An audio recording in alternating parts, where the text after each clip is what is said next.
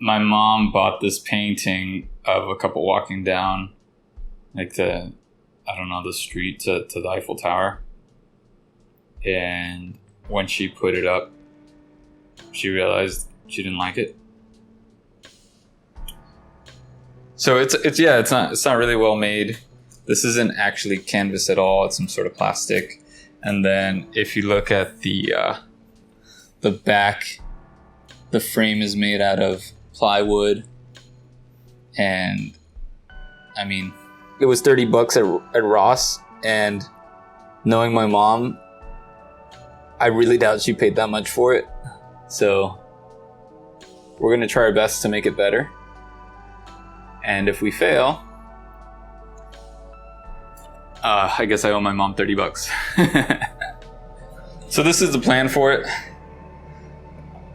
I plan on saturating the sky, and then I'm gonna add green to the trees so we can see the original. And basically I'm just gonna go ahead and add some colors.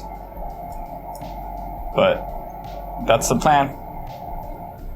I think it's just a regular print, and then they just kind of slapped some paint on there afterward, just kind of randomly.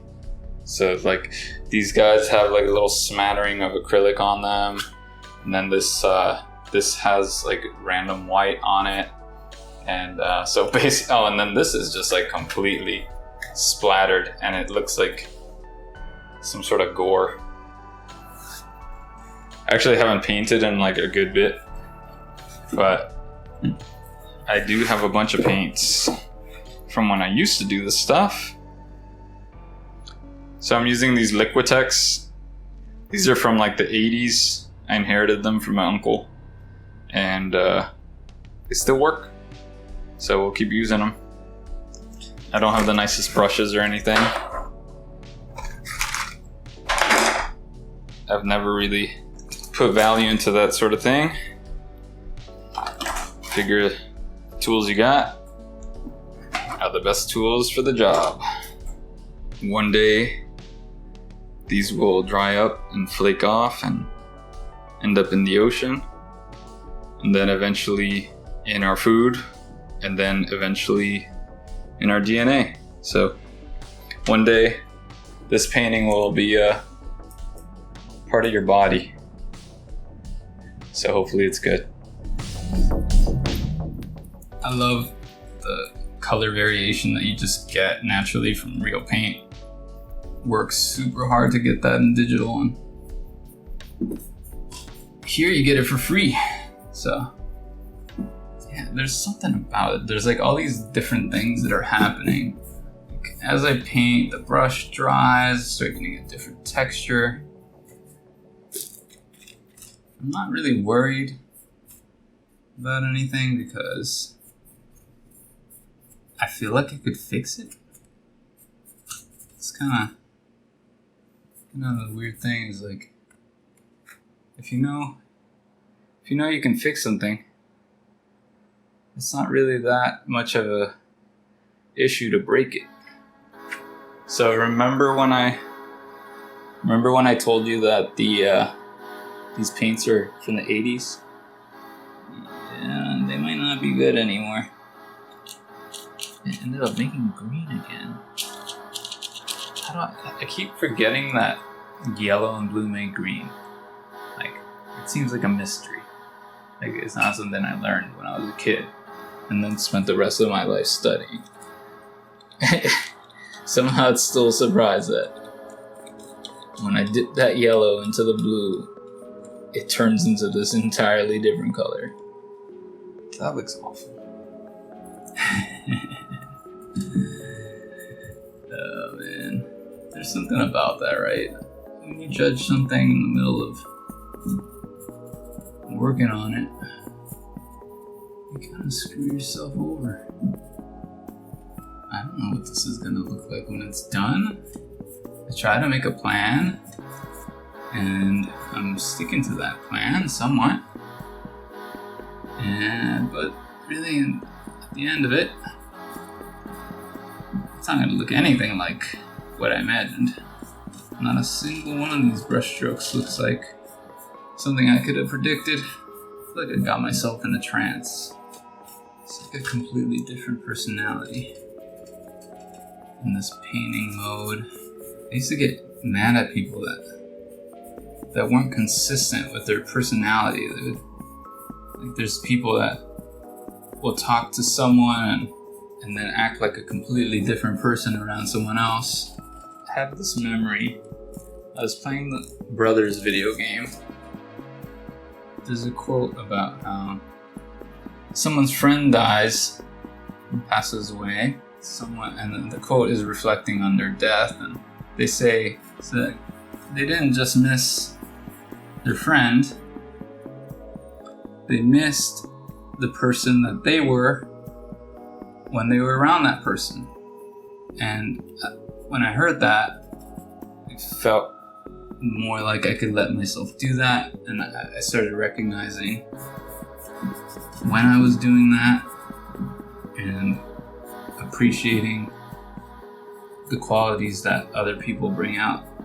I have no idea what this looked like when I started. I don't think it looks particularly better, but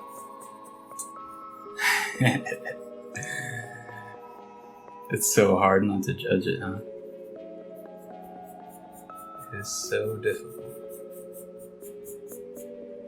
Even when you know you shouldn't. You just gotta let it grow into what it needs to be, but it's so difficult not to judge it right away. Like, man, that's not right. It doesn't look like what I wanted. The clouds. It's actually surprising how much more difficult it is to apply color theory with the color mixing that I'm doing. It's just because I'm so out of practice mixing colors in real life. I'm so used to just, having that very convenient color wheel. It's more valuable to me for this to be easygoing. That's the reason I don't paint very often anymore. I found myself just kind of holding my breath the entire time and waiting for it to end. Not really enjoying any of what I was doing because I was just anticipating it not looking like how I want it to. And even when I realized that that's actually impossible, it's still difficult because, you can get it closer. That's the thing. Logic's a bitch sometimes. You know that you can practice and get better at something, and so when it's not good the first time, you kind of just see this long road ahead of you. I might have finally convinced myself that I can fix whatever I mess up. It's taken a really long time. Even now, I have another track in my head playing, saying, "You're gonna regret saying that. You might not be able to fix it." I guess it could be right? Why discount that? But it doesn't seem super helpful in the moment, so I'll finish and I'll hate it, and then I can agree with that voice. But in the meantime, I'm gonna go ahead and go with the voice that tells me that I can fix whatever I mess up. There are things in the back of my mind that I'm thinking about. I'm thinking, man, this cloud has a yellow shadow, and the light source is warm, so it makes no sense. There's all these rules that you pick up over time, and then you notice when you're breaking them, and sometimes it's okay, but if it doesn't look right, and you know exactly what you're supposed to do, it just sits there, and it's like, If you see something that is a mistake, and you can fix it, you should fix it as soon as possible. Because mistakes tend to get worse and worse when you ignore them. It's interesting how it's as you do different creative pursuits, you kind of start noticing that they're all really similar. There's even the same words. There's the same words to describe things. Describe a song and say that it's colorful, bright, dark. You can say that a painting has rhythm. And it's not just that, it's the process is similar too. There's chaos, and we do our best to try and organize it, play with it, experiment with it. You know, it's the same thing. That's the same thing that all our stories are about. Someone goes out into the unknown, looks for something, finds it, pays the price, and then they go home. They feel different. Every single song does the same thing. Just leave home, and then you come back. And I don't think that painting is any different. We go out, we think that everything's ruined, and then hopefully we come back.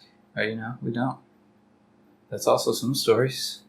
Some stories, the hero doesn't come back, and we're better off for it. We learn from them why they didn't come back, and nothing's lost except for, 1%.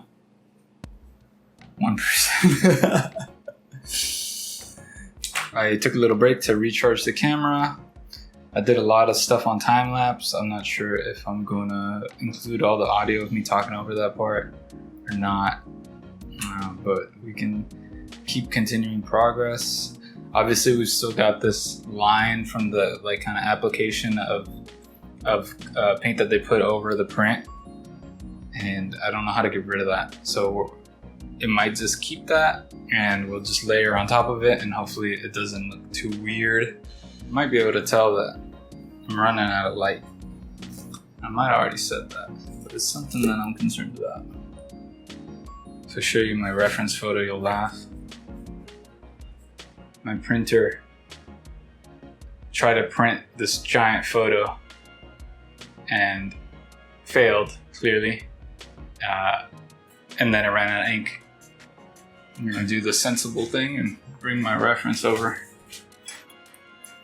I think the reason that all these different things are so similar, like drawing and music and painting, even dancing, cooking, they all kind of have these similar things because we all kind of share this similar body, and it kind of tells its own story and seeps into everything else that we do. We were talking earlier about stories. Even walking is kind of this unknown that you're entering to with every step. You just kind of let yourself fall, and then you catch yourself. All right. So it's day 2. I ran out of light yesterday, so. Looking at it from afar, I'm okay with it right now. I think the tower still needs a good amount of work. So next I'm gonna add those highlights. So what we want is something that looks brighter than white. And typically the trick to do that is by adding a little bit of a cool tone. I keep checking the camera because it's a really good way to. Usually I have the navigator open in Photoshop. Make sure I'm on the right track. I could also step away from it, but it's hard to see because it's laying on its side. When I'm mixing colors, I'm just thinking about the color wheel, and I'm thinking about what direction I'm trying to move on the color wheel. I recently found out that color wheel was actually invented by Newton. Who would have thought? The last thing I really want to do is get some of that sky color and really tighten up the edges on and tighten up the edges on the tower. So far, this brush has been great for that. So here. So yeah, overall, it was a fun exercise. It's not much else to say. Hopefully you enjoyed watching. It didn't cause you too much undue stress. I was definitely holding my breath half the time, as usual. But it's alright. Can't say I'm totally happy with it. Anyway, thanks for watching. Whoever you are, have a good one. Bye.